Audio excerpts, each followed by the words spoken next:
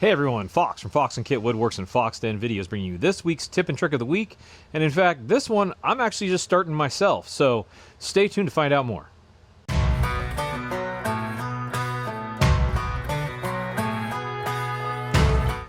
Alright, and we are back. And this week, my tips and tricks of the week is make or buy yourself a crosscut sled. If you're working on the table saw and you're really looking for some precision work, a crosscut sled is going to help you out immensely. Once you either purchase one and get it all set up, or if you make one, and there's lots of build plans out there in YouTube videos, you're going to have a lot straighter cuts and a lot easier time making everything square. Because I can tell you, cutting things square is not as easy as it sounds. Basically, what a crosscut sled is, and here's some pictures,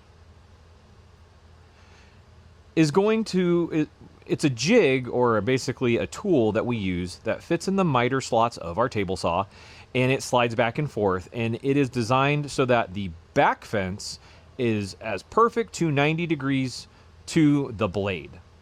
This is going to allow you to make cross cuts or even certain length kind of rip cuts to make sure that everything is nice and square at the end.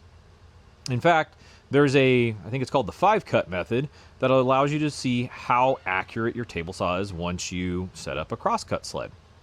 Now, one thing with crosscut sleds is you can make multiple variations. For myself, I'm going to be making two. One is going to be strictly for 90-degree cuts, and I may throw a few little extra attachments in there to be able to do some miters. But the other is going to be beveled at 45 degrees. That way I can do my beveled corners to make my boxes. Anyways, I hope you guys enjoyed the video. Please like, subscribe, hit that notification button, and I'll see you on the next one.